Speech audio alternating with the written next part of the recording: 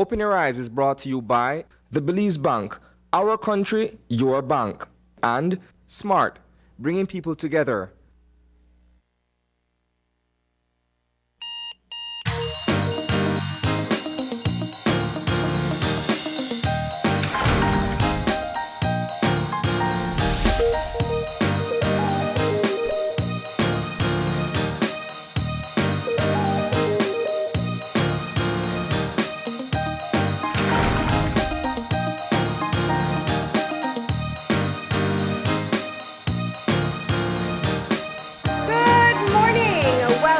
To Open Your Eyes. Start your morning right. I'm Marlene Cuellar. And I'm Gavin Courtney. And thank you for joining us this morning.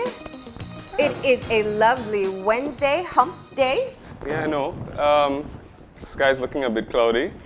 Yeah, we've been having a mix of rain and sun. I think that's pretty much what we can expect for the next few days. And I prefer it to non-stop sun and heat, so that's always good for me. Yes, and it is the morning after KTV Latino. I know. Last night was another great show. Yeah, I thought there'd be a bit more dancing. I gotta be honest about that. We did see backup dancers and a bit of stage props integrated last night. La Llorona to mix in with the Halloween vibe that's happening. So that was interesting. But the competition is so quickly winding down. I'm really hoping I'm going to see them bring out some stellar performances next week. Oh yeah, I mean the level of creativity that we're seeing so far is, really exciting. Yeah. And I can't wait, just like you. And as we always remind everybody, make sure you vote for your favorite. They can't get through the competition without your support. Yeah. So get those fingers moving and vote for your favorite. Absolutely. And remember, voting is open until midnight on Sunday. Now, if you didn't catch the show last night, there is the repeat on Friday and on Sunday. And, if you want to watch it at your convenience, just go on Facebook to KTV Latino's Facebook page, and you can watch it there. And we always tell you, you have to put it on your calendar to head out to the show. The Experience in the Bliss is a completely different one. So do add it to your list of things to do. Absolutely. We'll be checking in on our weather in just a bit to find out what we can expect for today, whether we'll be seeing more sun, more rain, or whatever else comes our way. We're pretty sure there's going to be mosquitoes, though. Oh, yeah. That's a non-stop. That's a good time for us to remind everybody that we are still on dengue alert. You got to do your part as well. Clean up your yards, wear repellent. That's the best way you can prevent getting the disease. And of course, if you have had it before, you do want to take extra precaution because then you're more at risk of getting the severe form of dengue. Yes. Yeah. All right, we got Angelia Guy on the line this morning. Good morning. Good morning. Morning. How are you today? I'm good, and you? Not too bad. We're trying to decide if the clouds mean rain or what we're going to see today. Okay, well, this morning we did have a few showers over the mainland, but today should be generally fair. The sun should come out over the city. Okay, so what's our 24-hour forecast? Okay, we're expecting isolated showers or thunderstorms today over the mainland, and then a few more over the south tonight. Mm-hmm. And or winds? Okay, winds will be from the east at 5 to 15 knots. All right, so let's talk about the high temperatures then. What can we expect? Okay, high temperatures today will reach about 86 degrees Fahrenheit along the coast, 90 inland and 81 in the hills, so not too hot. And then ranging from 81 degrees Fahrenheit along the coast, 74 inland and 70 in the hills tonight. Okay, and the extended forecast? Okay, for tomorrow, we're expecting a gradual increase in moisture starting late tomorrow. And then we're expecting a bit of a wet day on Friday. All right, so we got to soak up the sun today. That's what you're telling us. Yes. All right, and looking out into the tropics, is there anything we need to be monitoring at this time? Okay, no, not at this time. All right, well, that's great news. Thank you so much for that update. You're welcome. You have a great day today. Thank you, you too. All right, bye. There you have it. as we kind of expected, we're going to be seeing some more rain. Yeah, and do remember with the extended forecast, we're expecting rain by the end of the week. So if you have outdoor plans, you want to consider that. Yeah. We're going to shift gears now into a bit of motivation for this morning. Yeah. And we're going to have our eye opener. And our eye opener is taken from dailyom.com, and it goes like this. Our bellies can be wonderful monitors of our emotional health, and the truth can always be found there. So often, emotions that we long to express get stored in our bodies instead. The space where this most often happens is in our bellies. Rather than telling people, or even ourselves, the way we truly feel, we may stuff our true feelings deep inside of us, where they take up space until we are ready to let them go. Stuffing our feelings in our bellies may feel like the safe response, since we then don't really have to deal with our emotions. Yet, doing so can actually be detrimental to our emotional well-being and physical health. You can help to alleviate this compression by doing the same exercise and adding sound to your emotional release. The more guttural the sounds released through your mouth, the more emotions you are likely letting go. Releasing your emotions from your belly doesn't have to be painful and hard. Rather, it can be organic and effortless. It's important not to judge whatever comes up for you. We tend to stuff our feelings in our bellies when we are ashamed of them or not ready to express them.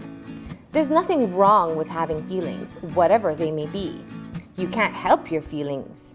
If anything, you can help yourself by acknowledging the truth of your emotions so you can set yourself free. Another really powerful message. Yeah.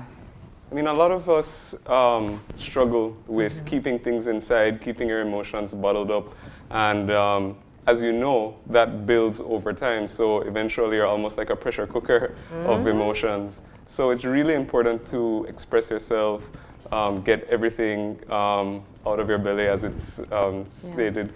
Not only for your own benefit, but also for the benefit of those around you. You get to express yourself and be more open with them. Yeah. You know, and you know, we're closing off October. We celebrated World Mental Health Day earlier this month.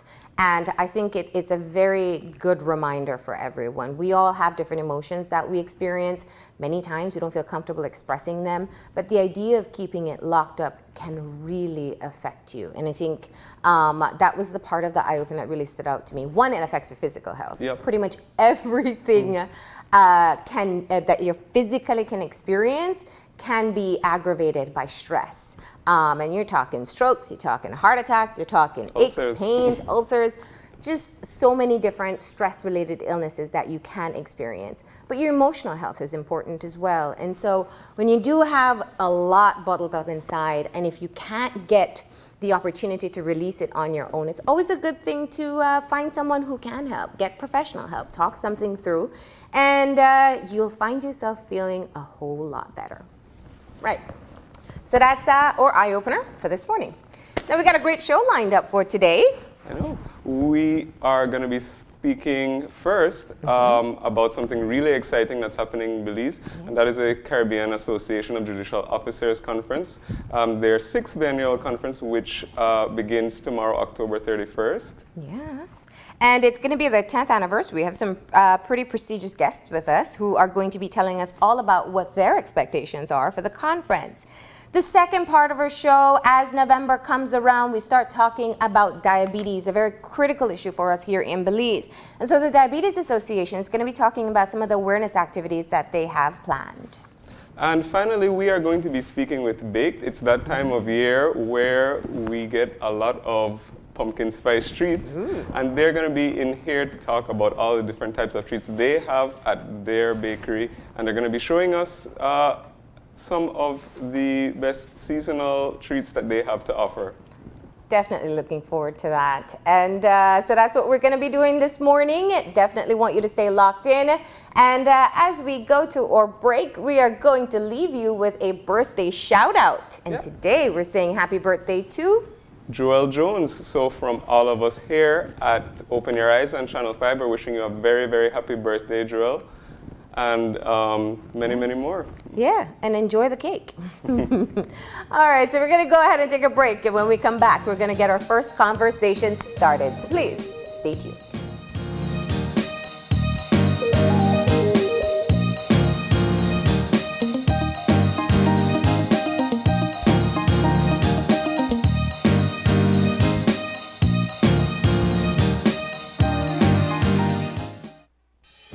With over 100 years of service.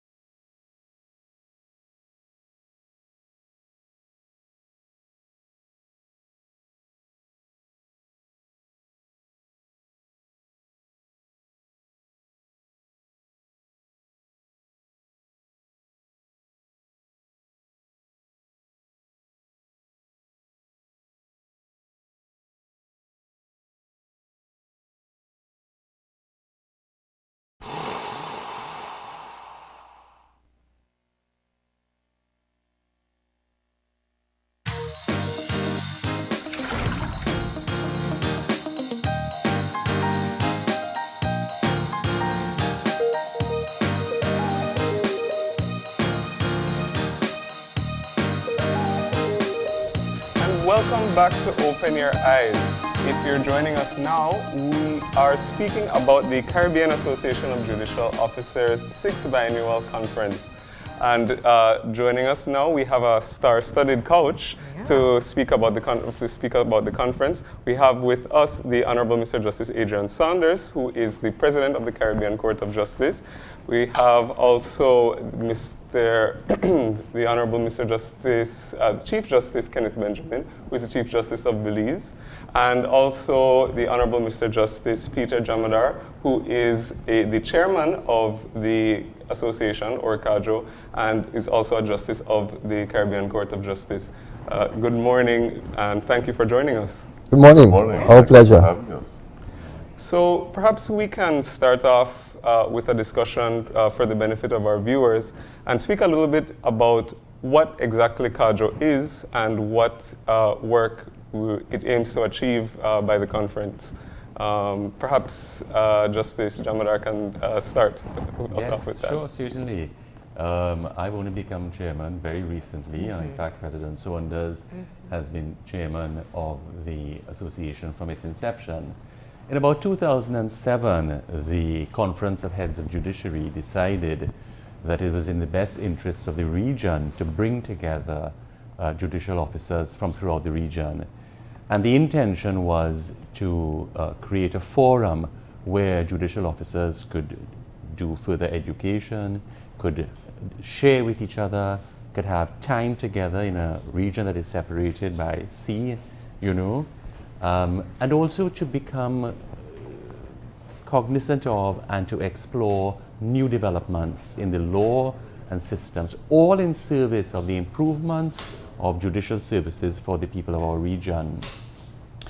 The first conference, that was in 2007, and the first conference was in fact held in Trinidad and Tobago in 2009, and then there were conferences in the Bahamas, Barbados, Jamaica, Curacao, and now of course in Belize. You may have noticed a pattern, which is from the south of the Caribbean to the north, and so the last one was in Curacao in the south, and so we're back up in the north in Belize. And essentially, that is what the association aims to achieve, bringing judicial officers from the region together and helping them share and learn in service of the improvement of the delivery of judicial services for the people of the region. Yes.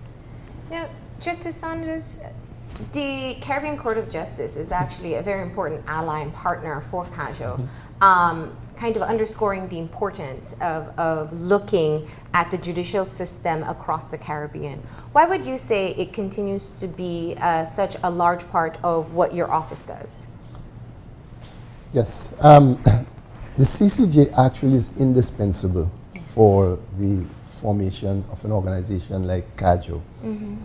Because the court, first of all, it's overarching, it's a regional court, and therefore it is invested in work in all of the various territories. It's not just insular. And secondly, it has the organizational resources to be able to sustain, to support and sustain an organization like CAJO.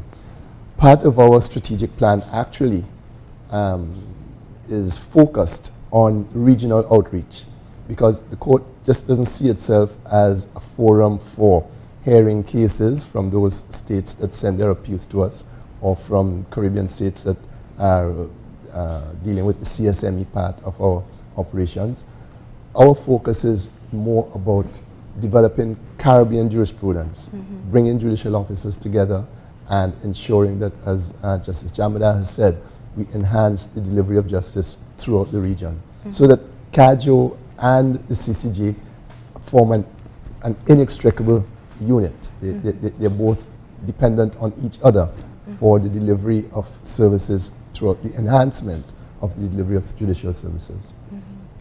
Now, the theme for this particular gathering, I think, is rather interesting, and our viewers will appreciate it.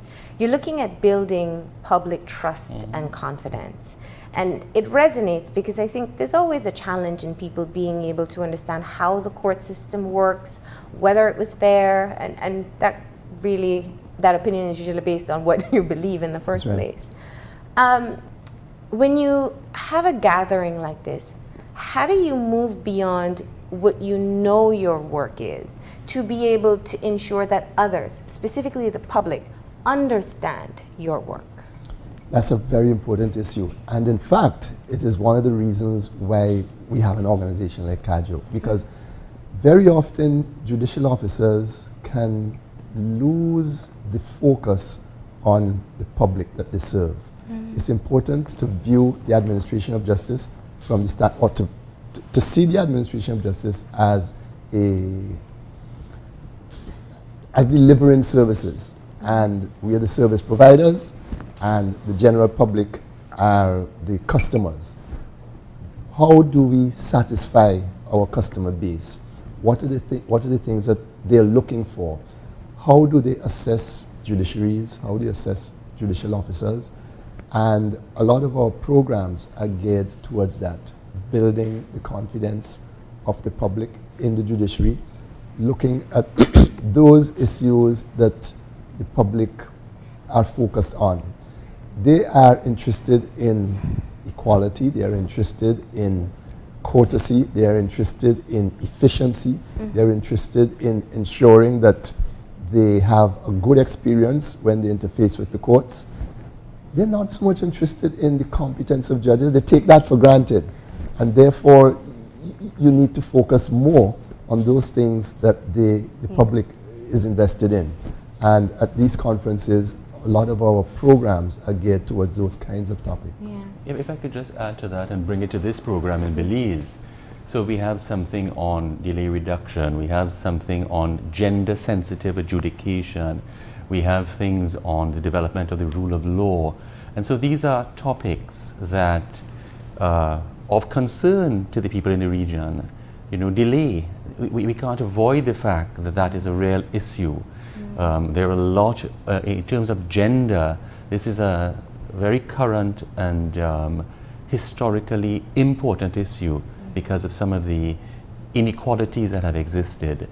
And if our judicial officers can be exposed to some of these areas, then what we hope is that they can now, when they return to their jurisdictions, return with these insights and understandings, and therefore become better adjudicators in their courts where they engage the people of our region. So that's part of and just on integrity, because you said it piqued your interest. Yes. For us, integrity is, if you want to conceptualize of it, it's not a line from point A to point B alone. It is, but it's also a circle, meaning that integrity envisages a whole system that that makes sense. But for who? Not just for the lawyers and the judges and the elites, but for the people. Yeah. And to be honest, I think the President, the Chief Justice, we all recognize there are gaps to close. Yeah.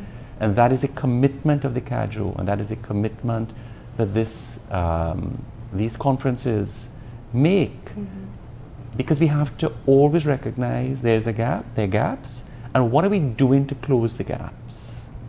I'm glad you mentioned that, because that's part of a spin-off of my prior question, because the way the system is built already, judges aren't accessible. So your interaction with the public is really limited to when someone sits before you or perhaps is on a witness stand. And so that may be the only exposure they get outside of media reports of what you say within a courtroom. So bridging that divide in terms of having that understanding of the importance of the work and the principles that you're guided by, it's hard to be able to get to that point with that inaccessibility built in. What are some of the mechanisms that you do have in place to be able to counter that? The association is one. Media appearances like this, we're grateful for. Right. Actually, at the CCJ, we are heavily invested now in promoting our outreach via social media. That is where you find people now. Yeah. So that we have a Twitter page, we have a Facebook page, Yeah. We have a YouTube channel, we live stream all our cases, all our hearings.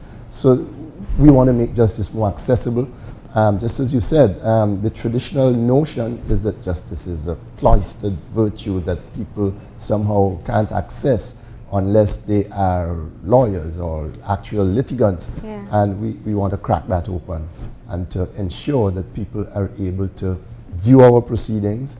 People are welcomed to interface with the court, with the court office, and to get a sense of being at one with the court. The court is not something removed and apart from the public. It is an expression of what the public requires, what the public needs. Closer to home here in Belize, we're embarking on a public education campaign.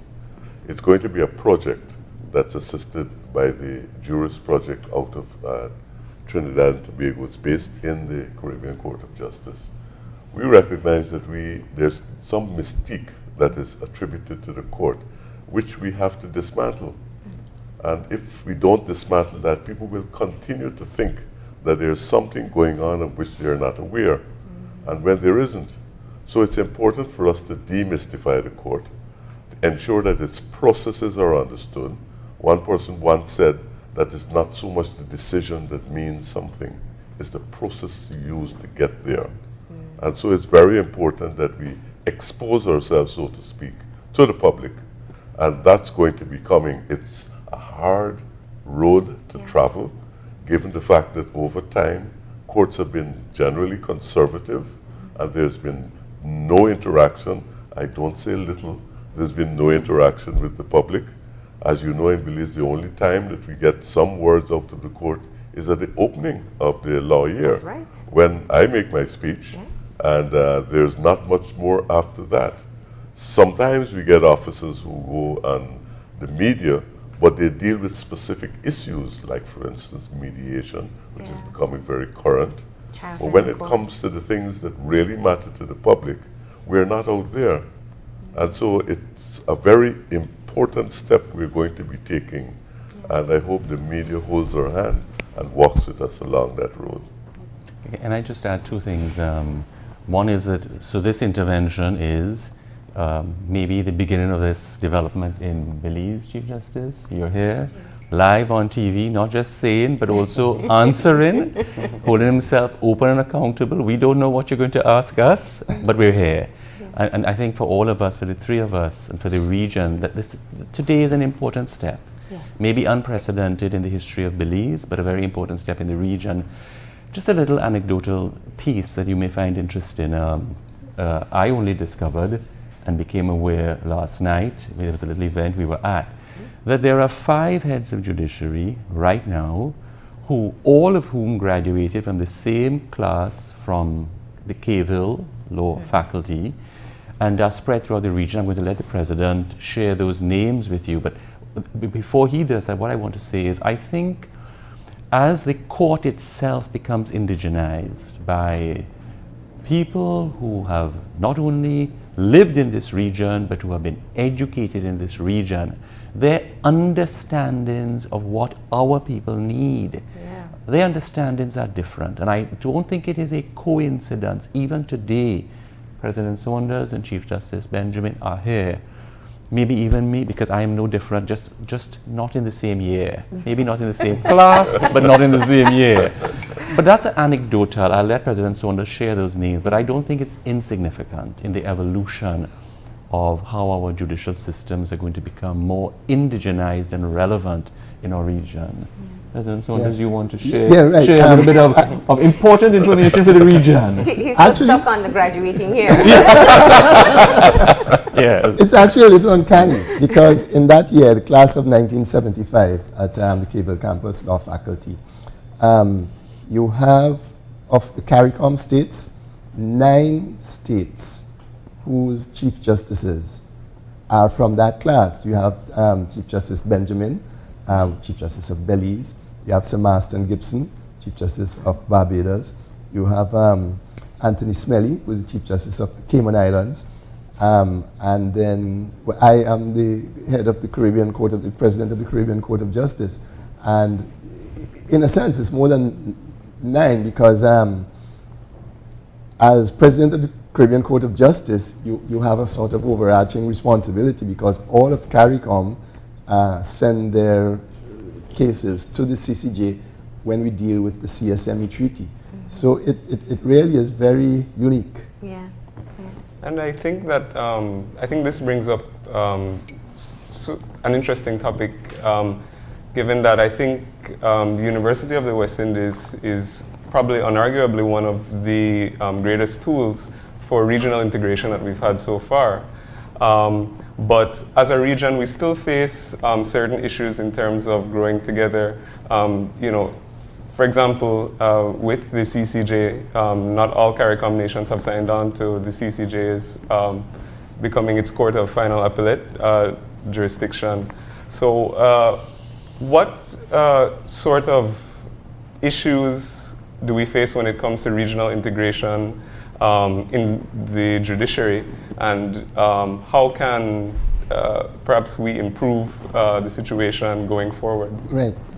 It's a regrettable fact that of the 10, 12 countries of CARICOM that are eligible to send their appeals to the CCJ, 4 have done so, and the others still maintain appeals to the Privy Council. Yes. But we are not invested in that. We are going to be, and we believe that we currently are the best court we can be for the 4 that send their appeals to us.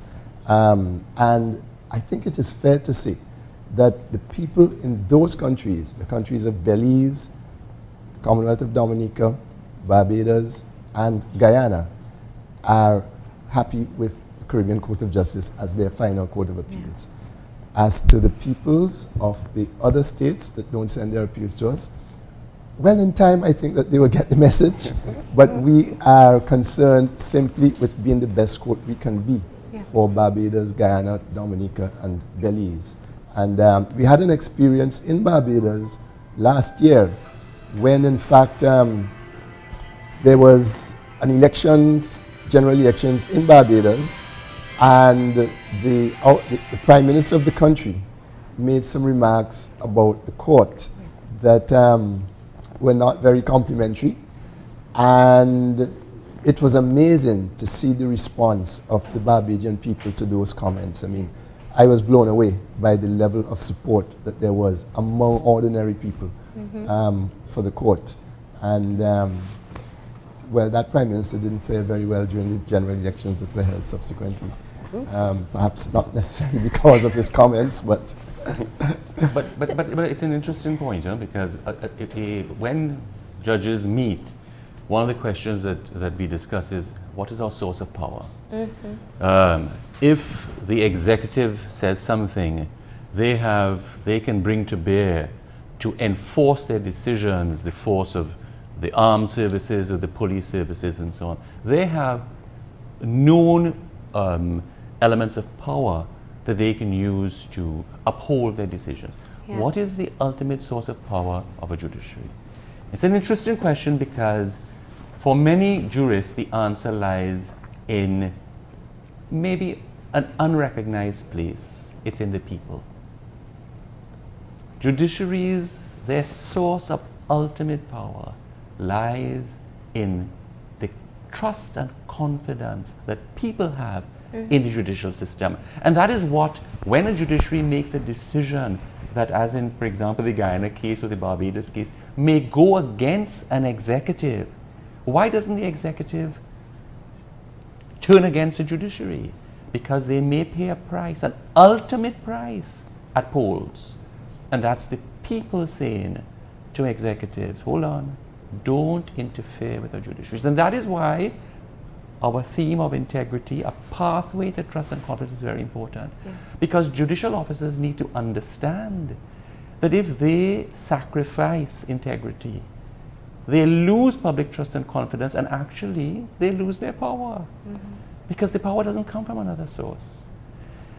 If I can say something about Belize and about the CCJ and the development of the CCJ, you may know, and if you don't, the President or the Chief Justice will develop it a little bit, but today there is a sit-in in Belize of the CCJ in the Supreme Court. And it is a sit-in in the Maya Alliance case. And I am the newest person in the CCJ, but what strikes me about it, the President can develop it more if he thinks he wants to, is how historical that decision is. Not only because of what was decided, but what is happening even today. What do I mean by that? This is an apex court saying to a state, you need to take responsibility for how you treat this group of people. Most apex courts would say that and say we're done. The nice word is functus. We're finished. This apex court has said, we're not done. We are going to join in taking responsibility for monitoring how you do what we said should be done. And they have been meeting, I believe, on a 6-month basis, and today's hearing is about that. Where an apex court recognizes in our region that partnership, I don't want to say supervisory role, but that partnership with parties in a case like this is important to get it done.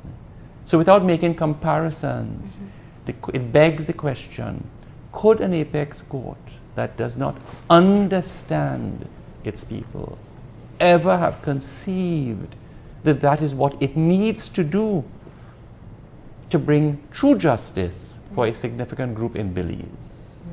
So I think that is very, very significant and very important in recognizing why the CCJ is so integral. And Cadjo, on the question of regionalism, again, we were chatting yesterday, and one of the significant things about this conference is how many groups have come from how many regions to the conference.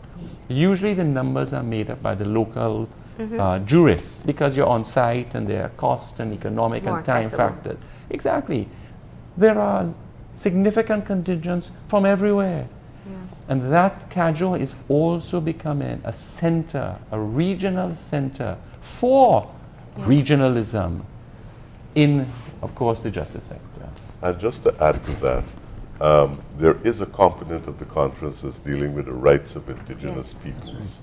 And I want to add to that, attending the conference, we have 3 alcaldes coming from the Toledo district. Fantastic. Because as you appreciate, they are judicial officers in their own right, and we recognize them as such. So they will be an integral part of the conference. You know, and I think, I mean, we're talking more about the CCG than I know the mandate, but it's all interlinked. But I think part of the benefit of being able to be Caribbean representatives is that we understand cultural nuances. I try to imagine if the Maya land rights case had to be done in the Privy Council, what that would have been, how accessible it would have been as well. But going back to some of the topics to be covered, I don't want to lose the opportunity in the interest of time to touch on the gender issue, because it is a critical one.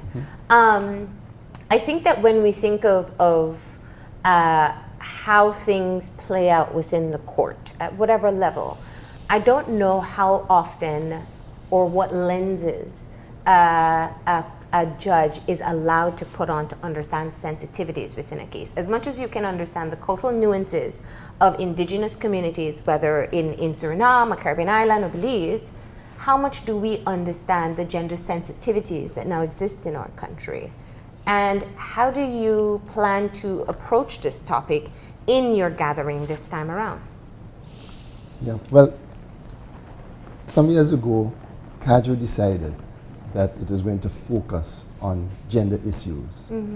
And we began to prepare a protocol for judicial officers in which we would identify some of the major stereotypes that pervade the assessment of gender relationships, in which we will indicate to judicial officers, give them a toolkit, a checkbox of a list of things that they can check off in order to ensure that they approach issues that bear on gender in an impartial way, where they can secure equality for persons of, who are vulnerable, who are historically marginalized, and who do not get justice, who don't feel that they get justice in the courts.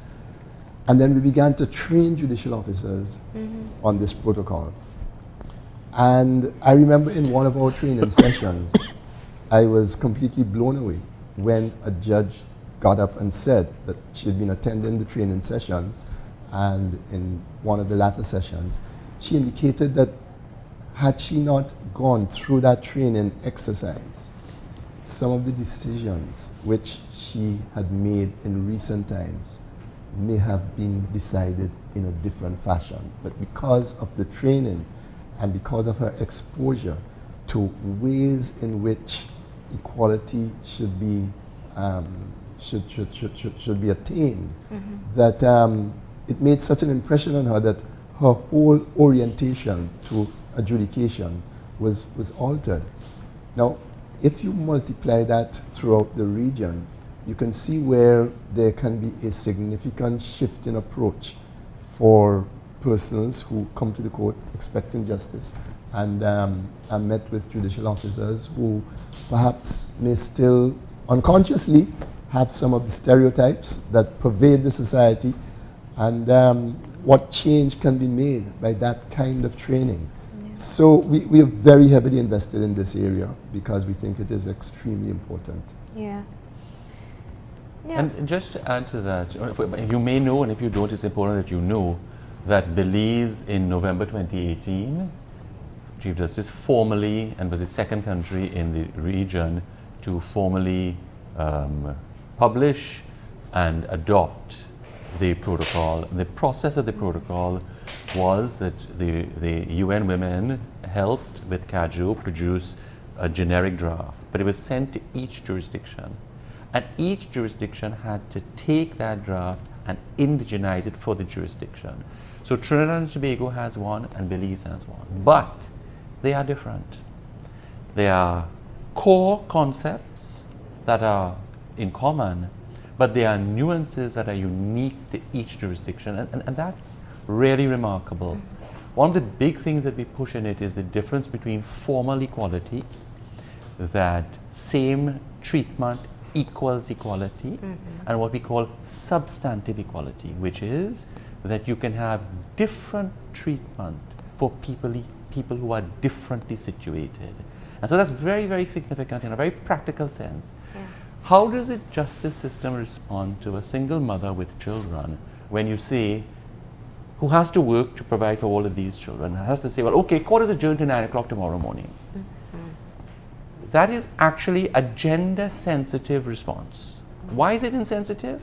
Because until you discover, and you have to have the awareness to even ask, if you're a single mother with children and they are solely dependent on you, then 9 o'clock in the morning may be the worst time to say come to court.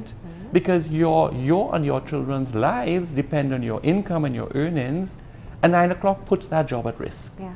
So that is what gender-sensitive adjudication includes, a simple task that a judicial officer does routinely every day, which is to say, I'm going to adjourn a case. Looking at that simple task through a gender-sensitive lens can change what you do. Yeah. And therefore, one could say, well, I put in all the cases to 9 o'clock, so I'm treating everybody the same. But not everybody is similarly situated. Yeah. So in fact, it has a discriminatory effect on, for example, a single mother. And so that's what this is invested in. I'm just use a very simple example because I'm hoping for your listening audience that will give them a sense of what we're talking about. Because sometimes we talk and the language we use, we think it's so, but sometimes even that is inaccessible. And that's a part of this gender-sensitive adjudication.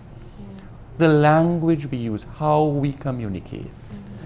And I think that highlights something important because a lot of people, when they may hear about a legal conference, they may think that people are coming together and discussing very sort of, let's say, airy-fairy topics that don't really relate very much to the public.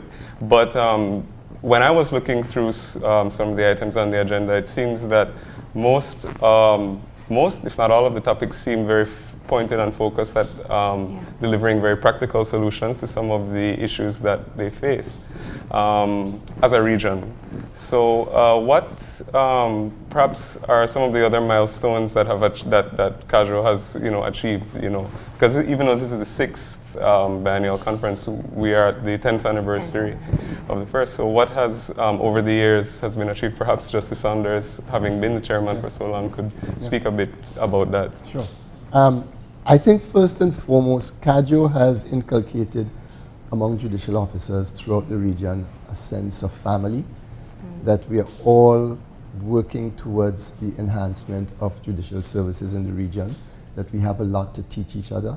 At CADRA conferences, we work hard and we also have fun.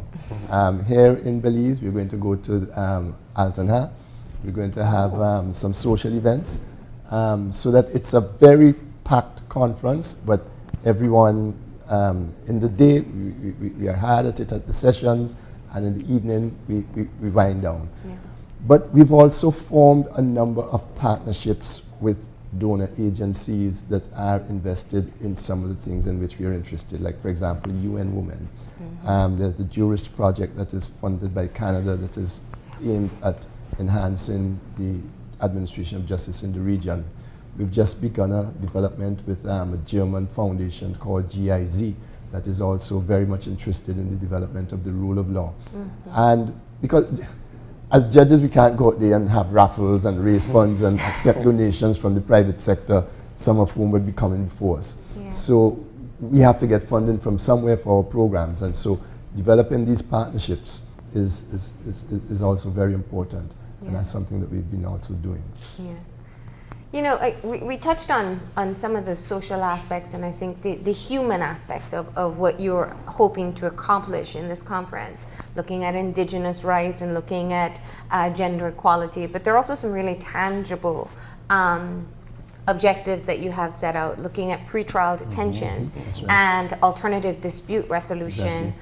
And I want to give you the space to be able to talk about what you hope to achieve there and the difference that you think it will make in executing your functions across the Caribbean.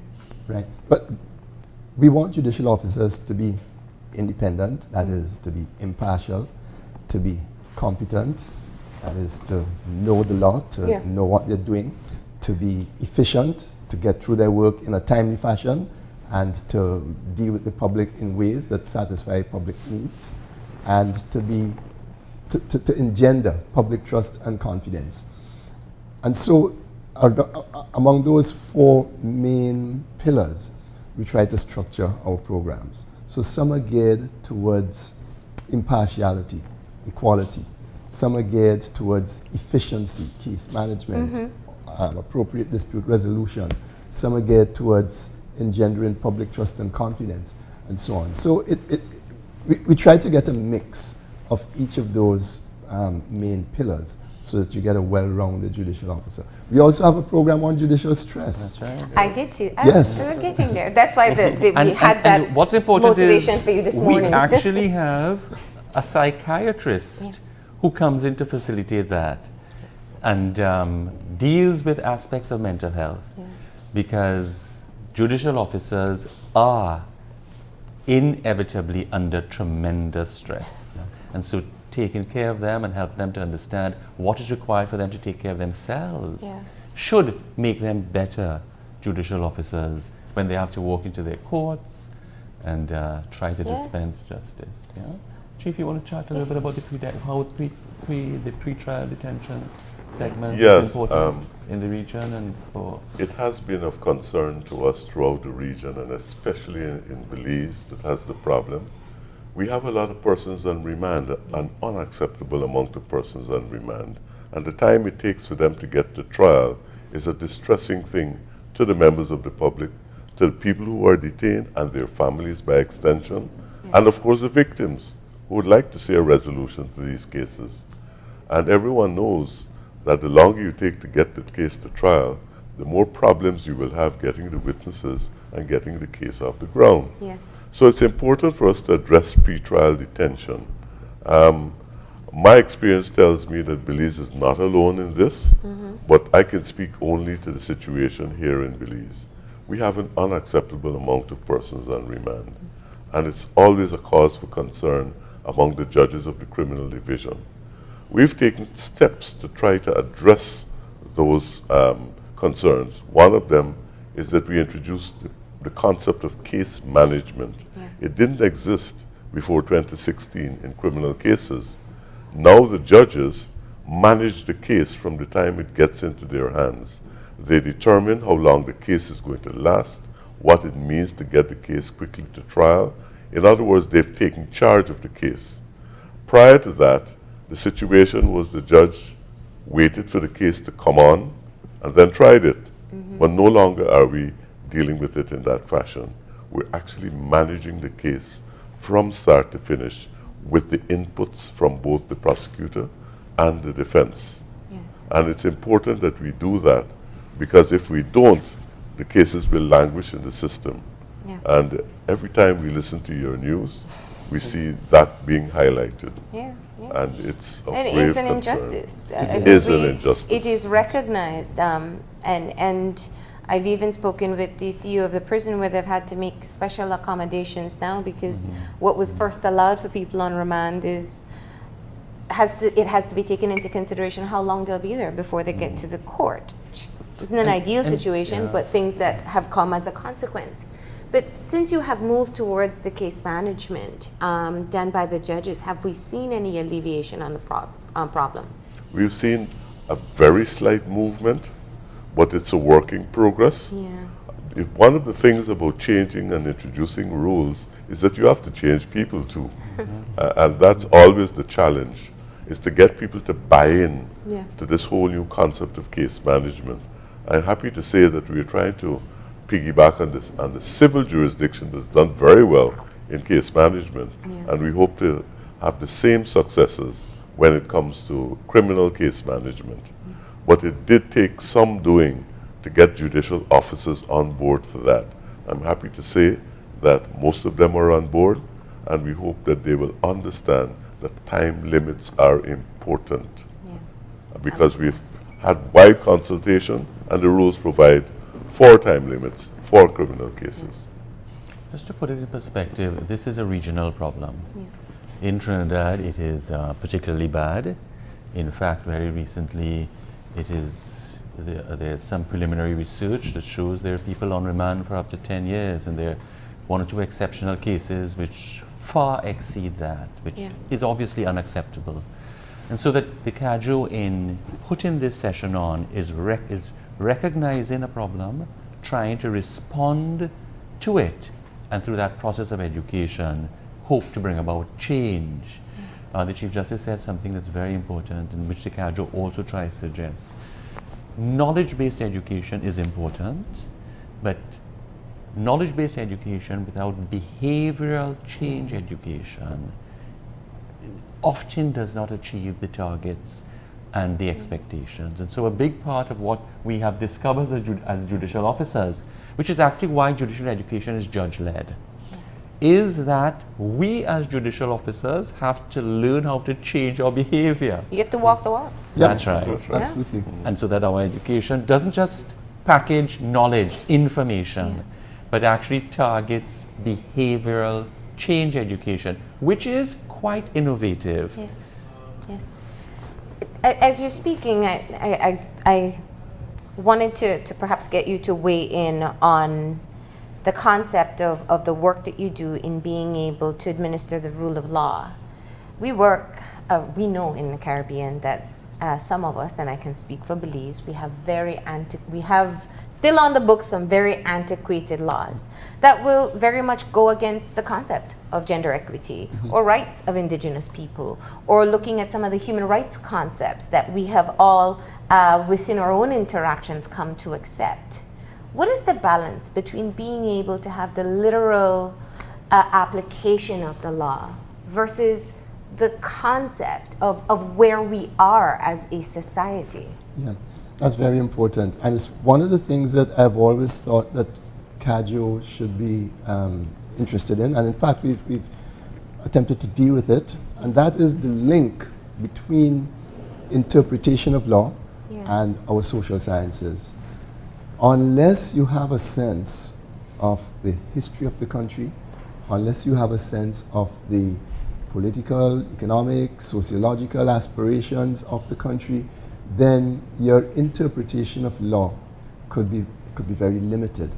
Because, for example, you look at the law that was passed in the 19th century. Yeah. Why was that law passed? Whose interests did it serve when it was passed? Who are affected by it?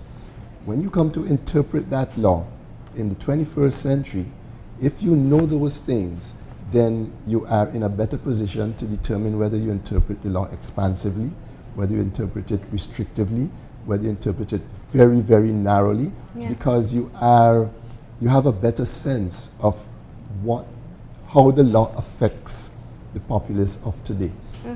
This is not so much about being judicial legislators. The legislature also has its role to play. Absolutely. Because if a law is inimical to the interests of the people, then it should be changed. But equally, if judges are aware that a law is inimical to the interpreting of a law in a particular way is inimical to the interests of the people, then you don't have any power to change the law, but you certainly have the power to interpret the law in a manner that is consistent with the best interests of the people. And this is why it's important to marry legal interpretation with the social sciences. And so at our CAJO meetings, we've tried to have among our keynote speakers persons who are not necessarily lawyers, persons who can bring to bear a perspective that is informed by history, by the social sciences, than simply with a narrow understanding of what law is. And I think from what I've seen so far, there seems this sort of holistic approach, I suppose, to addressing these issues is also one of the focuses of the conference, because I've noticed that it's not only that we're not only hearing from people in the region, we've also, for example, have people from Africa giving presentations. So is a part of the focus also bringing our region up to international standards as well? We think we are ready at international standards, but it is important to know and to get a better understanding of what is happening elsewhere as well, so that they learn from us and we also learn from them. Absolutely, So the judicial stress segment is also a part of it, looking at how you deal with your own stresses. I have a question, and I'll confess, I think I actually said this on air in a previous conversation. We were talking about child abuse and looking at some of the implications, what happens in the court system. My question really was, and it was to the social sector at that time, what's the training that's allowed for the judiciary in being able to hear cases like this? And when you mention judicial stress, I imagine hearing all the grotesque details of whatever crime or issue that may come up. We spoke of in Belize a drug court. We talk of doing a child-friendly court. Is it perhaps a move for the future that we start looking at specified avenues for the administration of justice to allow for, if your passion is dealing with children, then you would clearly be best suited to work with cases like that, or with gender issues or culture issues. Is that perhaps the future of what we see? Certainly. The court is becoming more and more specialized in the way it's been handling cases. Belize some time ago had the vision to form a family court. But it got stagnated along the way because of the fact that people didn't understand the concept. And we're moving towards that, which is why we introduced the whole issue of child-friendly courts. We have a model court in Punta Gorda, which has all the bells and whistles you'd like to see in a court that's friendly to children, including a little people's bathroom, if I may mention that. And we've been training personnel to manage those courts in accordance with the concept. So our new magistrates in the family court are specifically trained to deal with issues of child abuse. And most important, to collaborate with other services, social services, police, to ensure that the child does not have a negative experience, both ways, whether they're in conflict with the law on the one hand, and on the other hand, if they're witnesses and vulnerable. We also recognize that where children are concerned, they're not little adults. And one of the things that we've been stressing for judicial officers who are in that area is to understand the psychology of a child. Because without that, you adjudicate as if this person is an adult, albeit a small adult. And that is not the way to go. And we've been making a lot of progress in that department. Yeah. One of the things that you'll recognize out of what the Chief Justice has said, I think, is how integral education and training is to the evolution of law if it is to be responsive to the real needs of people in real time. And this idea, it's, the Chief said it in a way that I think was so, it caricatures the point. A little people's bathroom. That may seem like, something that's just peripheral, but it's actually central. The idea that your Chief Justice is recognizing, it's a recognition issue. Gender is a recognition issue. Indigenous peoples are a recognition issue. These people have not been recognized. They have been unseen, unheard, and therefore there's no justice in a sense. The recognition that little people need a little people's bathroom is huge, because it's a shift in how we are looking at ourselves as providing a service for people. Not about the focus is on judges and everything is about the judge. It's about the people. And once you start looking at the people, then you start noticing, well, wait a minute, these little people need little people bathrooms. It's and not you a multiply generalization. That's right. Yeah. It's not a generic. Yeah. And then what's going to happen is little things will pop up. Unfortunately, resources are important. That's right. And in our region, and that's why, for example, the President spoke about interdisciplinary education. Yes. The economics of justice is something that we don't hear a lot about. What does it cost to keep a person on remand for 10 years before they start? What is the economic cost to Belize of that? And if that is done and you work out that economic cost, all of a sudden executives may decide, you know something, it's much cheaper to build a court in a prison. So that, first of all, when we start recognizing what is there, and you see, that is why the CCJ and CAJO are so important. Because only our people can potentially recognize our real needs. Absolutely. Yeah. So education is critical. The two things work in partnership. Judicial reform can't happen without education. And I think the economic analysis is important, because I think if we do more of that economic analysis, what you call a cost analysis of the justice sector, I actually think executives will invest a lot more, because economically it is better for a jurisdiction if the justice sector is well resourced and performing effectively and efficiently. And allowed to move swiftly. And well, yes, Yeah. but of course. Yeah. From a raw cost analysis, what does it cost to keep a person? There's a cost every time a judge sits in court. What does it cost per hour? That's an important question. All right. And you will have all the ears to be able to ask this question and hear some of the responses in the next few days. I do note as well that you'll be talking about social media, so we'll see individual social media pages from each of you after this.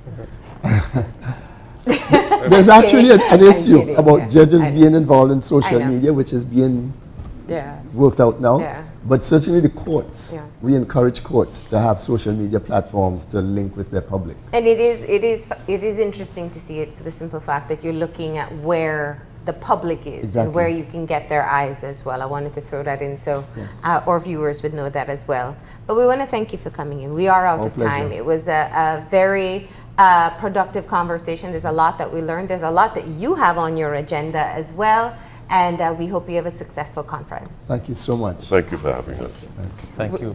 We're going to go ahead and take a break, and when we come back, we're going to be talking to the Belize Diabetes Association about some of the work they'll be doing in November. So please stay tuned.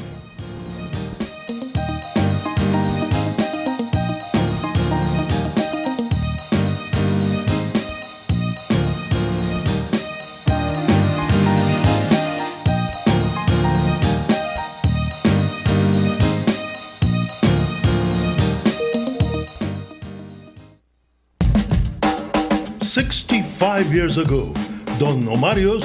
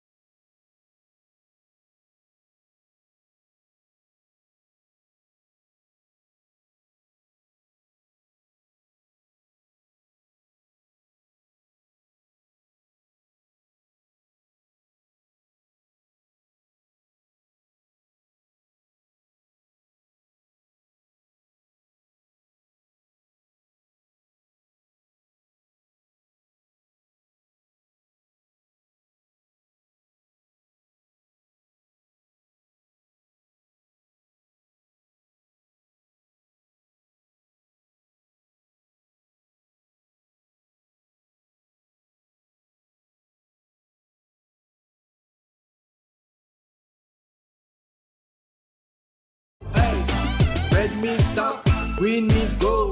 When you see the yellow, then a time for go slow. Some people like rush, why them off the act so. Your destination got nowhere to go. Look out, the people where they walk across the road. Look out, the people where they ride across the road. When you're walking, look out for the hand signs though. The pedestrian signal will die when you reach to the light. Take heed, reduce speed. Hold up when you reach to the light. Take heed, reduce speed. Hold up when you reach to the light. Hold up when you reach to the light. Wait till it change up when you reach to the light. Hold up when you reach to the light. Wait till it change up.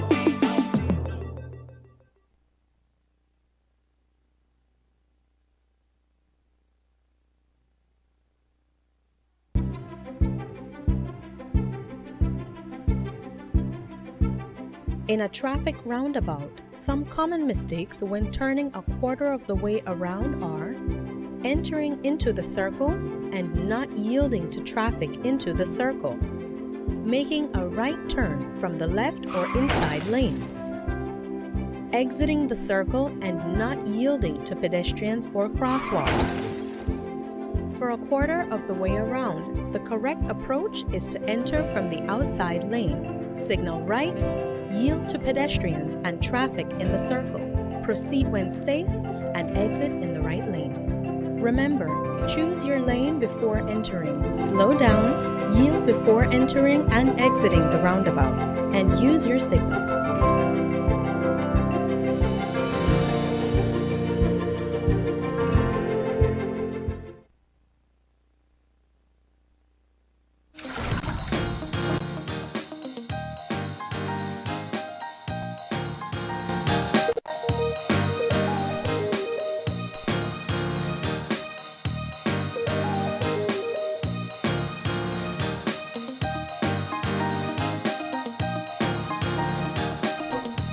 And welcome back to Open Your Eyes.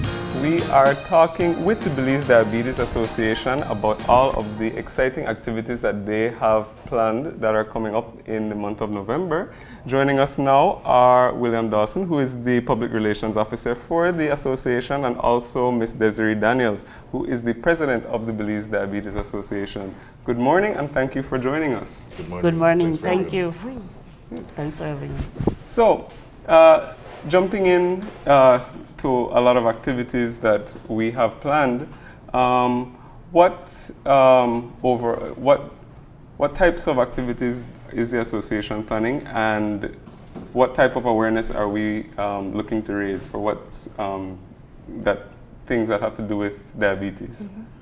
Good morning. Thanks for having us. The Belize Diabetes Association will be having a number of activities for November, which is Diabetes Awareness Month. Mm-hmm. The first activities we'll be having is on November 2nd, which will be Diabetes Walk. Okay. The walk is from Crystal Auto Rental to ITVET, which is a 5 miles walk, to bring awareness to the condition diabetes.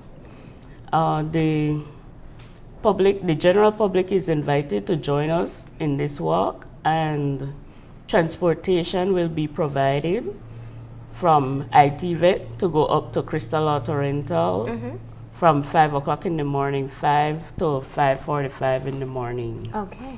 The next activity will be our church service, which will be at St. Mary's Church this year on Angel Lane, St. Mary's Church on Angel Lane, at 7 o'clock in the morning. We invite the general public to come out and be a part of the church service as we give thanks and praises. No?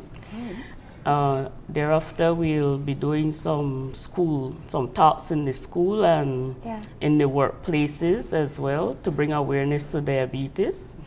And we have Ride Out Diabetes, which is a big event for us. That's our annual fundraiser. That will be on the 9th and the 10th of November this year. The first day will be from Corozal to Belize City, and the second day is from Cayo Santa Elena to Belize City. It's like a tour de Belize. Yes. I should say. Yes. Let me just backtrack a bit before we get to the ride, because I know that you want people to know it's happening, but what we have to mention is just how we're doing when it comes to diabetes in this country. And we know, I think the last estimate you guys probably provided, was it about 14, 18%? Yes. 14%. Okay, and I mean, are we doing any better? Are we seeing progress? It is a preventable condition, type 2 at least, Yes, it is. completely guided by how we eat, whether we exercise. And I mean, you can have a family history and be more predisposed. Right. But we can control whether or not we get diabetes. Yes, we can. Are we doing so? And most part, people are becoming more conscious of what they eat Yeah. and exercise, but there's much more that we could do, and we were promoting that we do so as a family so that everybody benefits. So our tagline this year is diabetes, protect your family, as you can see on our shirts this year. And everybody's interacting. And correct. Yeah.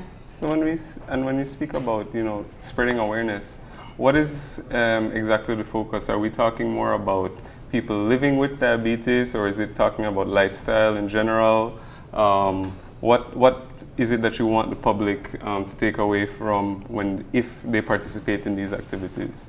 Well, the reality is that diabetes is a chronic condition, and many Belizeans have diabetes. Close to 50,000 Belizeans presently have diabetes, and it's one of the #1 causes of death.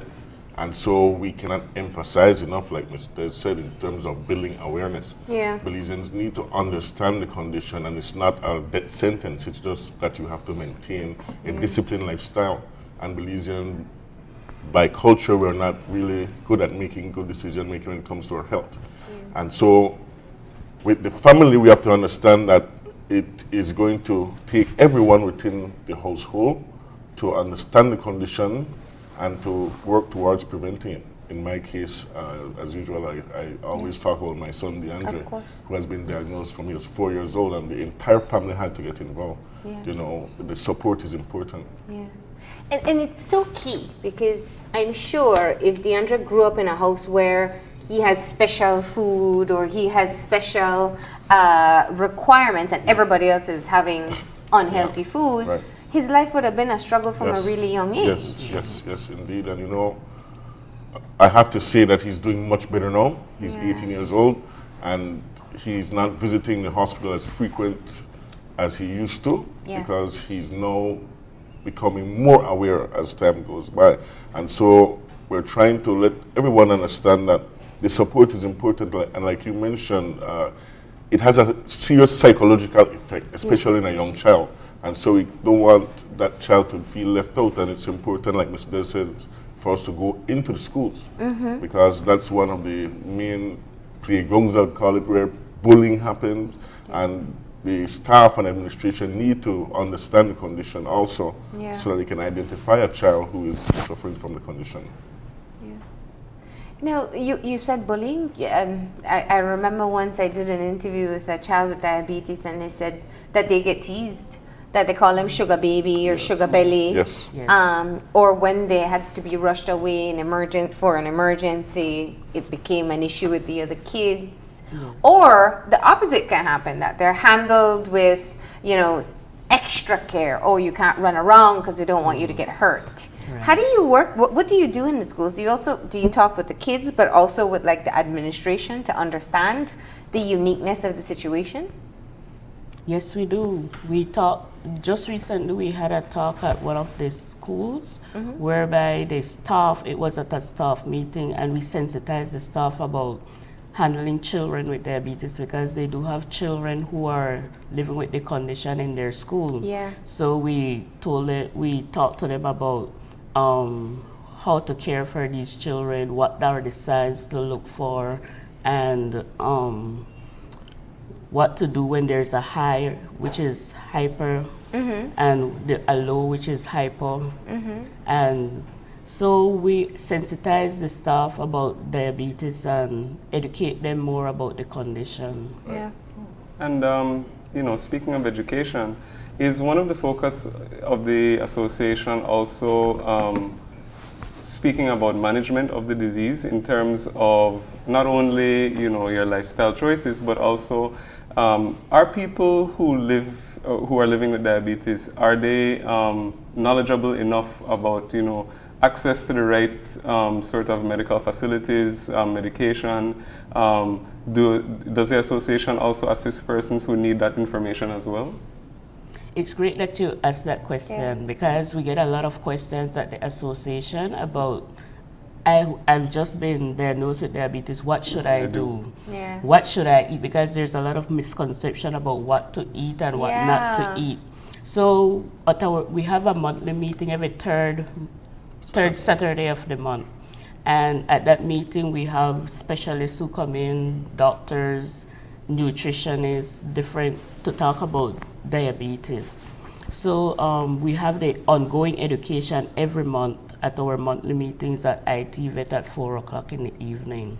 But there's a big conference that we'll be having, which will be on World Diabetes Day, the 14th of November this year. And we invite all diabetics to come in and come to that conference. It will be at Ramada. And it will be a one-day conference where we will have specialists, all doctors who will come and talk about diabetes, management of diabetes, education about diabetes. We have... Is it for people who have diabetes or them and their families? Them and their families. Okay. And we have the diabetes specialist, the only one in Belize, Dr. Bradley. Dr. Bradley. And we have Dr. Mogale, who will be talking about diabetes on the foot. We have pediatrician, we have nutritionists, so it will be a full day of education for persons living with diabetes. Is there a cost to register or? No, the registration is free. You just need to come into our office and pre-register so that we know that you will be there. Save a spot, right. Wow, so you have the walk, you have the ride, you have the conference that will take place. And then you're going into the schools as well.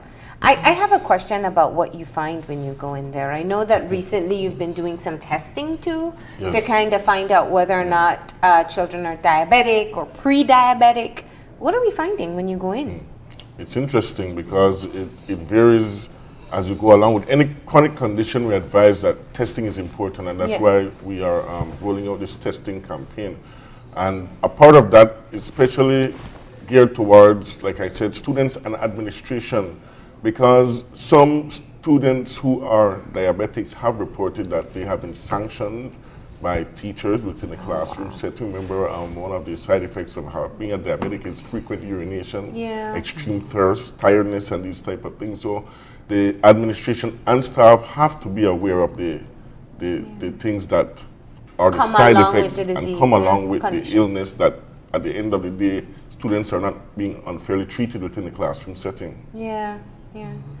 And in terms of how they're doing with their testing, when you test children when they go in? We find most children, we did testing at St. Martin's School recently, and most children are normal, but there are some who are pre-diabetic that needs to be looked at, and we educate them and let them know to cut down and have their parents visit the doctor along with their parents and come and join the association as well. One of the things that is important to note is not because you test and you don't have the condition means that you cannot develop it. Remember, type 2 is based on your lifestyle and, not exercising and eating a lot of junk food, which we're very known to do in Belize, and children on a whole. So we don't really have them walk away feeling like, oh yes, I don't have it, so I'm okay, I could eat anything that I want. No, you have to maintain a disciplined lifestyle, especially if the illness is genetically or hereditary passed through your genes, because at the end of the day, we have to be realistic that some people develop type 2 later on in life. And that sort of feeds into what was going to be my other question, which is, what are spreading awareness and education in what exactly the risk factors are, finding out who is at risk, what are the signs to look for, especially in a child, and when we speak about, perhaps school administrations who may not really be sensitive to what exactly is going on. They may see a change in behavior or something and they don't know what exactly accounts for it. So is that also something that you know, the association tries to spread awareness about. Yeah. Yes, it is. It is because if you see a student who goes to the bathroom frequently or always thirsty and drinking water, then that's clear signs that maybe something is wrong with that child. So those are two that are obvious to the teacher as well as the parent. Yeah. Sweating as well. And we urge that, you know, parents especially get to understand the condition. It has a serious psychological impact on not only the child but also the parent, because every average child wants to have, you know, the niceties and the nice things in life like every other children. So it bears a heavy burden on them. You know, a lot of them actually reach out and want to talk to somebody about it because they don't understand, you know, why am I going through what I'm going through. So the psychological effect is very important also. Yeah. I wanted to kind of bring it home for people. You know, we talked about 14, sorry, you said 14, right? Yeah, 14%, roughly, Right. that most likely that have diabetes in the country. But, and it seems simple enough. You get diagnosed, you change your diet, and, you know, you can live a normal quality of life. But diabetes-related complications still remains one of the top causes of death in the country. And that's one aspect. But we also have the issue of dialysis and growing number of people on dialysis treatment, renal failure, many times due to diabetes. We have people going into the hospitals with ulcers on a limb, and then they get an amputation, and they're a disabled person after that and can't work or have to change the type of work that they're doing. So those are three different debilitating issues that can come from diabetes that we know takes place frequently. Yes. So as an association, and I know you work with many agencies, the Ministry of Health and other entities, what are we doing with the population that has been diagnosed to get them to understand that, yeah, you know, you think you could just pop your pills and your sugar going down, but there are severe consequences for your body, for our productive sector, for our health sector, and even for potential death that may come if you don't get this thing under control and keep it under control. What are we doing? Yes, you touch a good topic there, because a lot of people, they wait until they're diagnosed instead of manage so that they could live a normal life. It has a very serious implication on the financial part that it plays in the family, because many times it has a financial constraint on the family resources. The amount of money that you need for doctor visits, for medication, for it might limit what the family can do, because if your family used to go on family vacations and spending for Christmas and different giving gifts, sometimes it have a real constraint on the family as it relates to finances of the family and health. There are times when the person who has diabetes kind of suffer from complications, like let's say amputation, for example, and family support is needed. So whereby you needed to go out and do something with your friends or socialize, it limits, because someone will always need to be home to render service to that person. So it does have an impact on the family as a whole. Yeah. What seems to be the largest challenge? Is it getting active, eating properly? What seems to be the greatest barrier? I think one of the greatest challenges we have is for people to really understand the condition and accept it. Diabetes is still a very much taboo subject within our population. It's like family members and friends, you know, like you see certain symptoms because you have the knowledge and say, you know what, you want to get your son checked up and tested. Oh, don't even start that. I don't even want to hear the conversation about my son being diabetic. So it's something that we are afraid to face. Yeah. And the reality is that people are just moving along their everyday business without considering the critical outcome that can happen if the condition goes untreated or ignored. And so, on a whole, people would have to understand that the high level of amputees and renal failures because people are not taking care of themselves. And it's a very serious thing, and that is why we're trying to do as much as we can as a small association to build awareness. But of course, there has to be buy-in from the social partners and the government institutions and people on the whole to make this thing work. Because generally our population is suffering in silence, basically. People are dying, and we're just looking at it like, okay, that's normal, and it's not. Yeah. And I think that brings up something interesting, you know, and it goes back to, I think, which was the first question which Marlene asked, in terms of, you know, how we're doing with, in terms of managing the population who has this condition. But, you know, from the other perspective, in terms of the level of care, the access to treatment, and what people can receive in the country, you know, where are we in terms of that? You know, what, if anything, needs to improve, or what are the biggest areas that need improvement? Well, this is why, like I said, we're having a conversation. There's so much more that needs to be done, but we can only do so much with the limited resources we have, and as much as we can, we have these little events to try to raise funds so that we can help as much people as we can. But with a population of nearly 50,000 people being affected, I mean, there's only so much a small association can do. And although we have different branches in the districts, we are being plagued by the lack of funding. And so we are trying to build those, and that's why we're having this conversation to see if there will be more people who would come to the table and let's discuss and see how they can help, because diabetes really affects everyone, you know, and that's why we're having this campaign. So the fund you raise does a couple things. It helps with education, but you also offer, I think, reduced rates for some of the essentials, like the strips and things like that? Yes, the strips, the monitors. We help with the type 1 diabetics as well. And we to do education outreach throughout the country. What would you tell people? I mean, nobody wants to get diabetes. And even when you have perhaps a family history, you take it for granted until suddenly you get the diagnosis.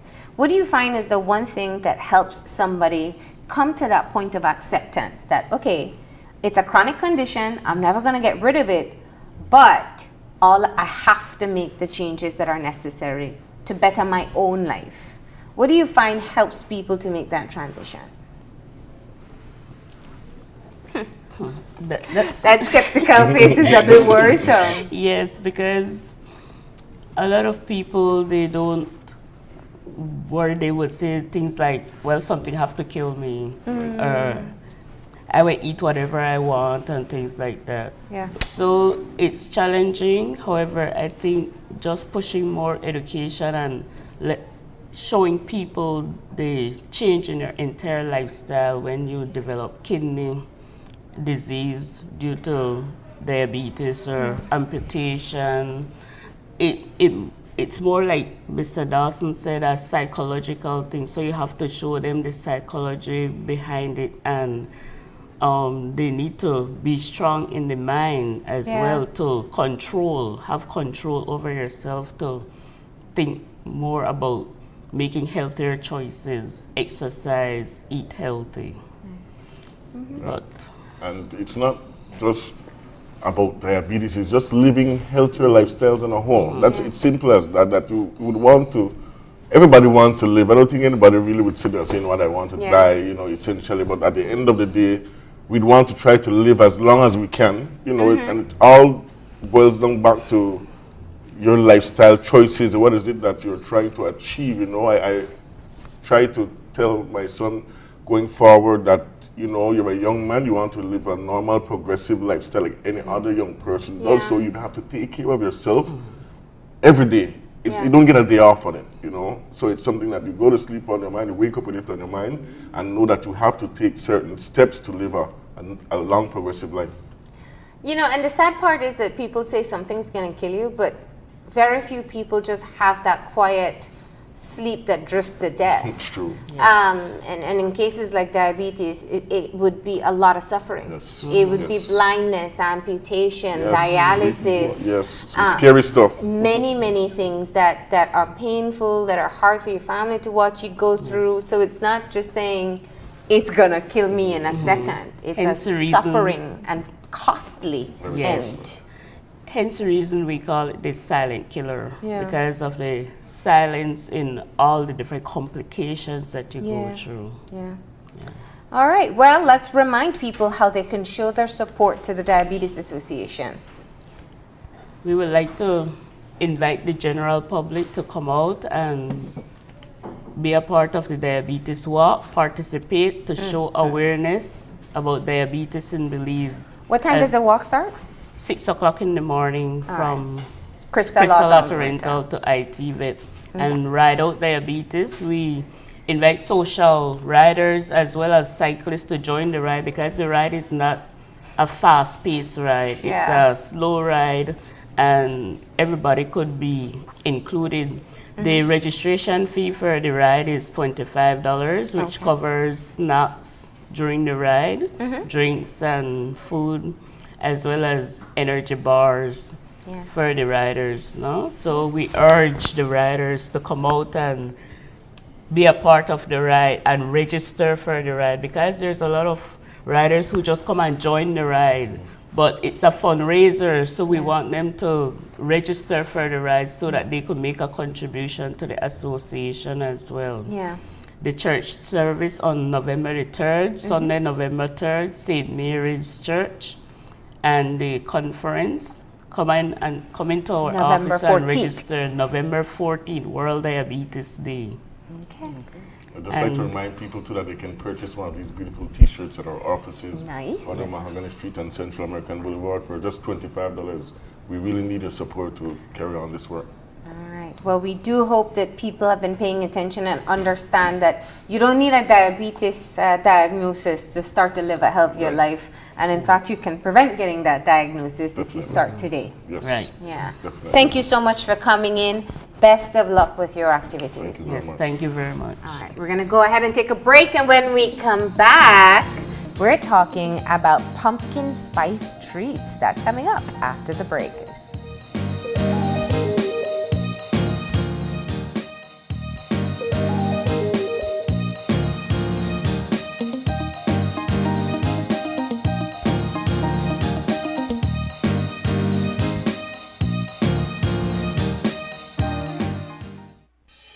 With over 100 years of service excellence in Belize, the Belize Bank Limited recognizes the importance of leading the way as we enter into this fast-growing technological world. Our Belize Bank mobile banking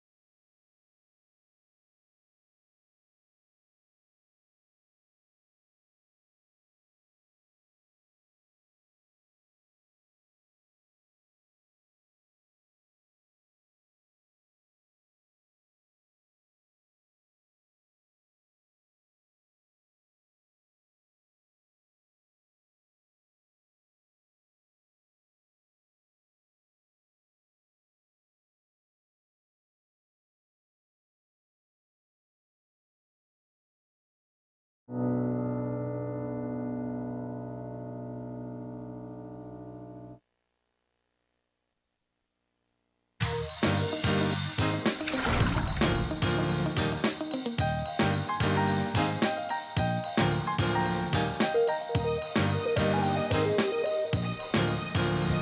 we're back! And we're getting ready for our final segment. And of course, it's that time of year where you want pumpkin spice everything. All right. Are you a fan? Very much so. Okay. So we have our friends from Baked here, and they are going to be sharing some recipes. We have Iris Dawson, who is the owner of Baked, and Stacy Matthews, who is their manager and senior barista. Good morning. Morning, everybody. All right. Thanks for having us. So, pumpkin spice. What's the big deal about it? Well, as you well know, I think Starbucks probably kind of started this thing off, but we in Belize here at Baked, we're the ones that are carrying the tradition. Yeah, We try to keep it fully organic, so that's Okay. one of our main traits. We use fresh pumpkins. Ooh. So we're trying not to use syrups, and here we're gonna do the pumpkin frap, the pumpkin spice frap, Yeah. and we're also gonna do the pumpkin spice latte. So since you first introduced it, have you been surprised by how much people like it? Well, yeah, actually, it's kind of weird because we have, since we're open out from 6 to 6 p.m., Yeah. we have people coming in. Traditionally, you'd say you want to get a coffee early in the morning, but people come for the pumpkin spice in the afternoon and the night, and it's been catching on. And Yeah. we have it all year round, so that's another thing. We try not to Oh. just keep it here and try to keep it all the time. So. Yeah. So it's not just seasonal. No. Well, not for baked. And you do have a beautiful Halloween cake. Thank you for being so festive. Yeah, that's one of the varieties that we do. So, Yeah. of course, you can get one of these at Baked, and along with many different varieties of cakes. So, come on in and customize your cake. Nice. All right, Stacey, so you're going to talk us through this? Yes, we're gonna start off first with our frap. Our most two important ingredients is our coffee, and we use pure pumpkin. Oh, yeah, which is important too. So I'm just gonna start to make the frap. Okay. All right. So we have it on display here. This is our baked fresh. You guys roast your own coffee, right? Yeah, we're Belizean coffee roaster, and we try to keep it in small batches. So we do it on a weekly basis, Yeah. so that you can get this coffee fresh. One of the main things that we're trying to do is to transition our people from this year-old coffee that's sitting on the shelf, freeze-dried, So we're trying to go with fresh Arabica, fresh roasted coffee. So it's a huge difference. The good part is Yeah. because of the frequency with which you roast, the place always smells Sure. like freshly roasted coffee. Exactly. It's Right. perhaps one of the best smells in the world, but then again, I am a coffee person. Yeah, well, I am too. Good. We all have a good bias on this set today. We're transitioning everybody from Maxwell and all that stuff to fresh roasted coffee, the high quality stuff. Is it strong? I mean, what do you find people's palate is like in Belize? What do they like? Sweet, strong, light, milky? Most people like a stronger taste, Okay. so that you can taste that like a dark roast.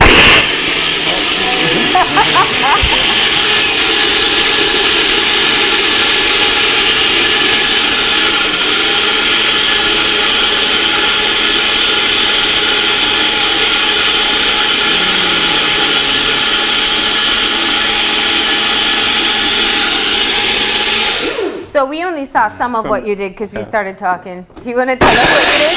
Go ahead.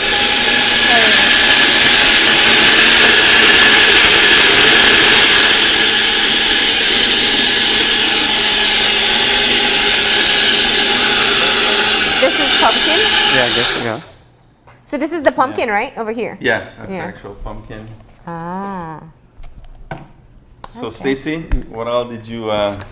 So in the pumpkin frap, we use our organic coffee. We use our pure pumpkin. Okay. Pumpkin spice. We use our simple syrup and a little bit of milk. Okay.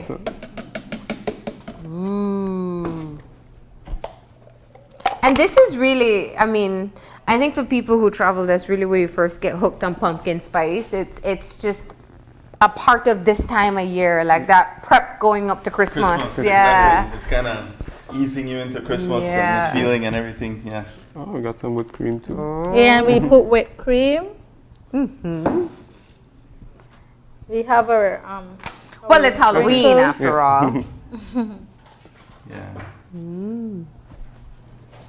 And some people like the spice on top of it too. Are people particular about their orders when they come in, Stacey? Yes, ma'am. They are. She's like, without a doubt. What's the strangest thing that people ask for?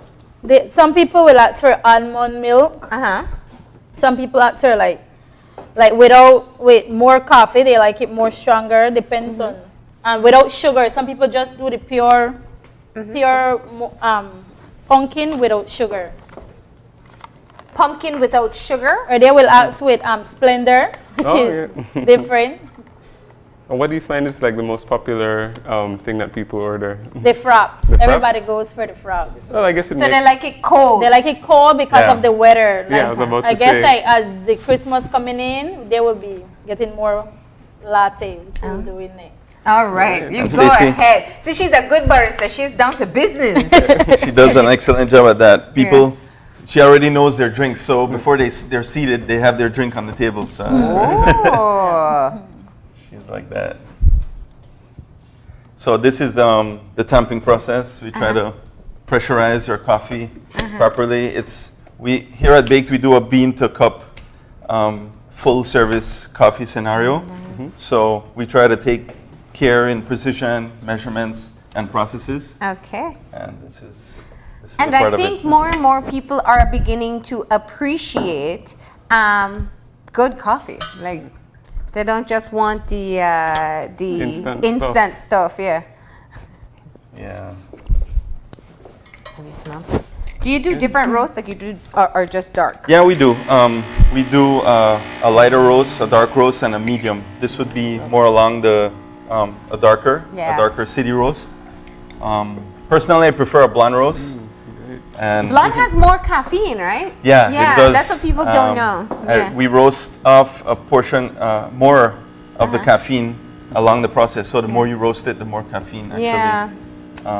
We eliminate some of it. So with the blonde roast, you get that real heavy duty power pack shot. He does the face too of like over caffeination. Like, yeah. See, but I love the flavor of coffee. I mean, the caffeine is important to me, but I love dark. Me too. Nice, warm, dark coffee. Well, hot, really. Ooh. And another thing, we get an excellent crema off our coffee. That's that Yeah, foam this that is gathers great, on yeah. top. Yeah. It indicates the quality of the pull of the shot that you get. And it makes for a really awesome coffee. Yeah. You don't want to start your day off with the 1-year-old stuff on the shelf, guys. No. You got to try some of this. You know, we're all about starting mornings right here. Yeah, so. Exactly. that's right. If you start off bad, the whole day goes bad. So you need to start with the best. So Stacey, catch us up to speed with what you did. Let me just make sure the camera can see it. Catch us up to speed with what you did there. Okay, with the latte, we put like a little bit of simple syrup, and we use the spice again, and then we will foam our milk. Okay. With a teaspoon of our pure pumpkin. Oh, wow. That's what. It's a lot of detailed work that goes into this.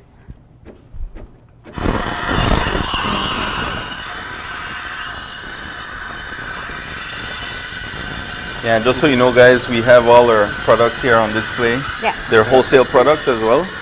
Oh, you have small coffee. We have a small pack. We're the home of the Belize rum cakes, so you can get them in 7 different flavors. We have our coffee scrub, and this is the 1 pound pack of coffee. Coconut oil and vanilla bean. Nice. That's right. We use our very own coffee to make the coffee scrubs. Why not? And it's been working wonders with a lot of our clients. So. And this is one of my favorites. Yeah, the rum cake. We've been doing that since 2013. Yeah, already. So- Wow. And you have the different styles of coffee as well in terms, you've got the espresso, And do you also sell coffee beans too? Like Yeah. the roasted beans and Yeah, all that? yeah, so we have it both in bean and the ground Yeah. variety, and you can get a medium roast or a light roast or the espresso roast. Yeah, so Yeah. pretty much whatever you want, you can get. in terms of Exactly. coffee. Yeah, we're trying to get it into all your coffee shops, all your resorts. So come on by. And the and key ask thing you about our said coffee. is that you try to aim for a fresh roast, that it wouldn't be out there lingering for too long. Exactly. Yeah. Exactly. Even in the coffee shop, we try to just grind per drink. Okay. So when you're there, we grind a small batch just Yeah. to get you a extra fresh cup of coffee. It looks great. And it smells great too. I know. So this is our latte. I think I should have brought 2 cups, but you guys go right ahead. Put it all in. We'll put it up there to look pretty for right. So they can get their closing shot. I have a question. So you just frothed the milk. Can you? Everybody's asking about different healthy types of milk. Can you froth any other kind of milk? Yes, we can froth the almond milk too. Wow, I didn't know A that. lot of people didn't know we can froth, but the more you practice, the more better you get. Okay. And we also offer like the lactose-free Milk? Yeah, lactose-free milk, soy milk. So Oh, great. Yeah, I know. Everybody's on that. But I'm good with milk next time. No. So these are Yeah. 2 pumpkin spice options that you have. What else is available? well, we also in our bakery we also do the pumpkin pies. So we do pumpkin pies, we do cakes, tarts. There's quite a few things that we can use the pumpkin in. But you guys need to stop by and try it, customize it. Yeah. And Stacy, which one is your favorite? My favorite is always the latte. I love the latte. The pumpkin spice latte. Okay. All right, Gavin, what's your choice? I think I'm gonna go for the latte. That's All right. Well, we do need it for the closing shots, but just remind us once again where Baked is and when you guys are open. Yeah, so we're open Monday through Saturday. Sunday is our only off day for now. But we're open at 6:30 a.m. to 6 p.m. Every day, and we serve full breakfast all day. So That's we've right. had a lot of people coming in the evenings getting breakfast. I'm a fan of breakfast for lunch, and I do it quite Me too. often. And Me too. So, I will always say you need to get the stuffed jacks with whatever you're having. Definitely. Try it at least once. and you'll go customize back. it. No, everybody's putting anything in the soft jack, so Yeah. come on in and try it. And you can find us at it's the corner of H and 17th Streets in Kings Park. If you go along the Princess Margaret Drive, you'll see the coffee cup, and it points you directly to us. So feel free Follow to the stop by. coffee. Yeah, get away from the hustle and the traffic, and come right over in a nice, quiet environment. All right. Yeah. Well, thank you for coming in, guys, and we appreciate you sharing these recipes. Pumpkin spice latte right here in Belize. You can get it at Baked. You can get the cold version or the hot version, and of course, you can get treats like this beautiful Halloween cake once you place your order. Thank you. Thank you. We'll take Thank a you, break, guys. and we'll be back with our wrap up. So stay tuned.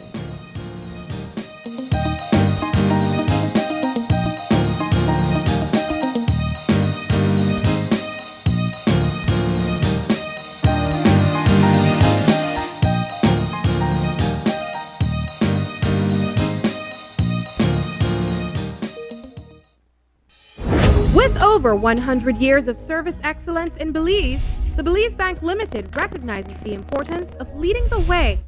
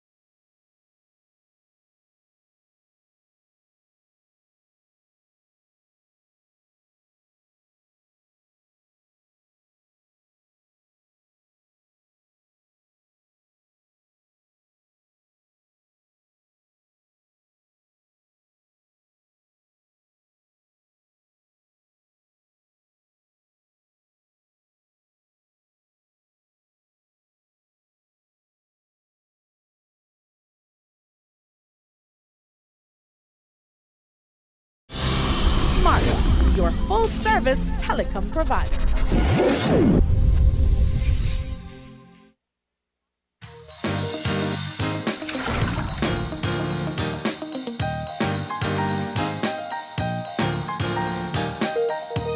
And we're back.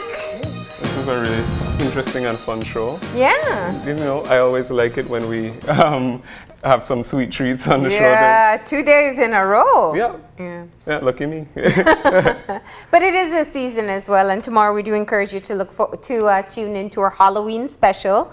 We had a very interesting show today, starting off with the three justices that were with us. It was a very esteemed panel, and we do appreciate that they came in to have that conversation with us. We had the President of the Caribbean Court of Justice, Honorable Justice Adrian Saunders. We had one of the judges from the CCJ, Honorable Justice Peter Jamadar, and of course our very own Chief Justice Kenneth Benjamin. Really great conversation. Yeah, exactly. I mean, the discussion that we had about CAJO and the conference that they're doing, all the work that they're doing, striving towards, you know, moving together, moving the judicial system forward as a region, you know, because, you know, a lot of the issues that we face are so common in our countries throughout the Caribbean, whether you're from Jamaica, Barbados, Guyana. A lot of our problems are the same. Yeah. So it's really great that there's this initiative that comes to bring people together and address these solutions in a really practical way. Yeah, yeah. And I just think what I hear from them is really a concept of being a bit more progressive. Yes. Or judicial systems sometimes feel so antiquated. Yeah. And very colonial. It started in a colonial era, and some of it is still so, the inaccessibility is part of what leads to the mystique, I think, that the CJ spoke about. And so when I hear them talking of building better awareness with the public, working on trust and confidence, that's a very promising move from them. Yeah, exactly. And it fits exactly with the theme that they're trying to promote integrity in the system so that people can have more confidence in the justice system, which is so important because, you know, it's such one of the pillars of our society. Absolutely. And then we also want to thank the representatives from the Belize Diabetes Association for coming in to talk about all of the activities that they have planned for November. So, you know, if you can, please go out there, show your support, attend many of their activities. They have the walks, they have the ride. The church service. So many things planned for November, and there's so many different ways that you can get educated and also show your support for persons living with diabetes. And do remember that these initiatives are fundraisers. They need the funds to be able to help people who have to care for their own condition, whether it's paying for strips or monitors, or sometimes being able to do the tests that are necessary as a diabetic patient. Find out what's happening in your own area if you're not in Belize City. But Belize City, the walk is on Saturday. The ride out takes place later in the month, and the conference takes place in Belize City on World Diabetes Day on November 14th.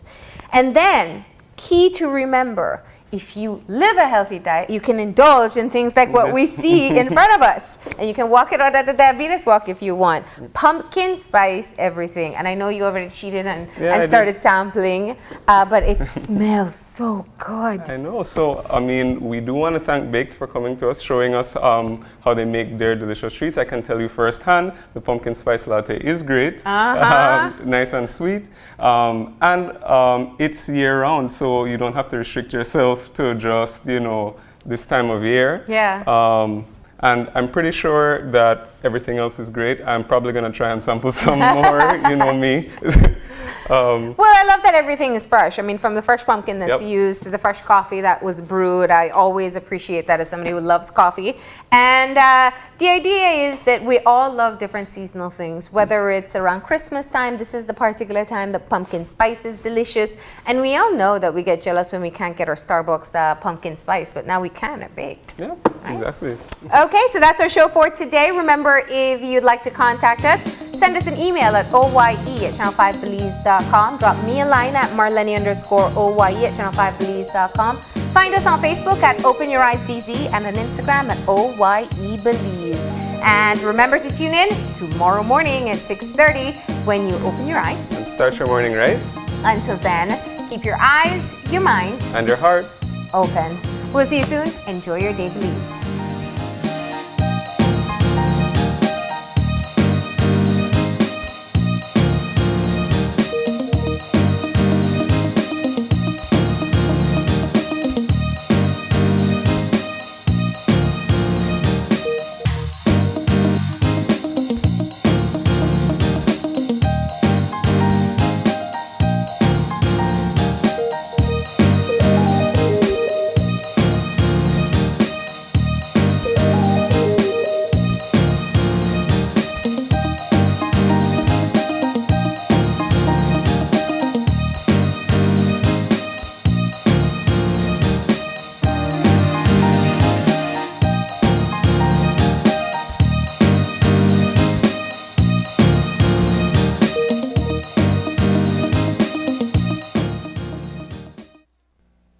Open Your Eyes was brought to you by the Belize Bank, our country, your bank, and Smart, bringing people together